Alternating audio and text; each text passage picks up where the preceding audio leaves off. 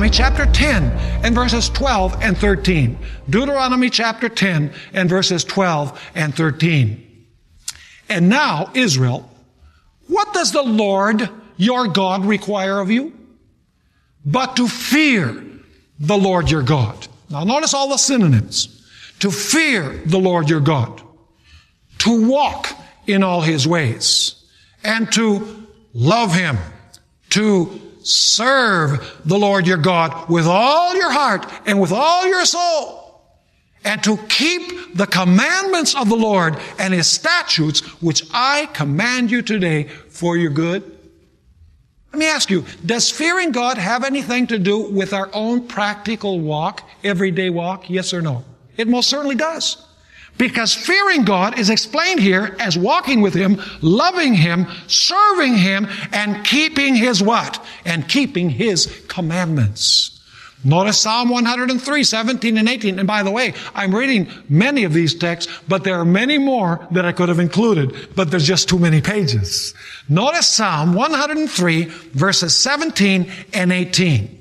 But the mercy of the Lord is from everlasting to everlasting on those who fear Him, and His righteousness to children's children, to such as keep His covenant, and those who remember His commandments to what?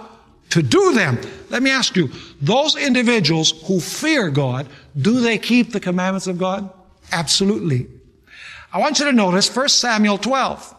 1 Samuel 12, and we're going to read verses 14 and 15, and then we're going to jump down to verse 24. I thought about reading the whole passage, but it's too long. You can read it at your leisure.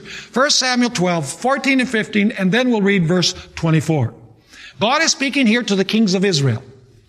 If you fear the Lord and serve Him and obey His voice, and do not rebel against the commandment of the Lord. Do you see everything that has to do with the fear of God here? It says, if you fear the Lord, serve Him, obey His voice, do not rebel against the commandment of the Lord, then both you and the king who reigns over you will continue following the Lord your God. However, if you do not obey the voice of the Lord, but rebel against the commandment of the Lord, then the hand of the Lord will be against you, as it was against your fathers.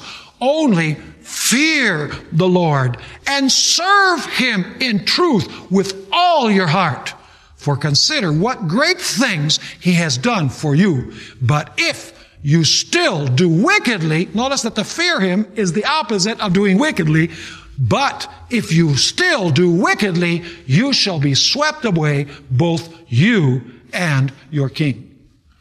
Now there's a special verse in the Bible that is very close to what we find in the first angel's message. First angel's message says, fear God, give glory to Him, for the hour of His judgment has come.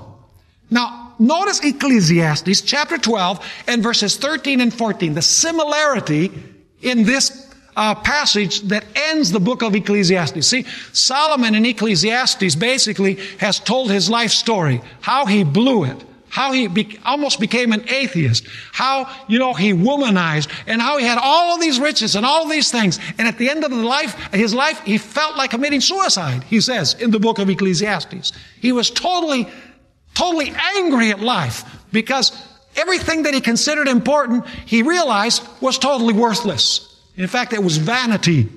The word vanity is used 35 times in the book of Ecclesiastes. Vanity of vanities, all is vanity, Solomon says, when he talks about everything that he had in life. Notice how he ends his book.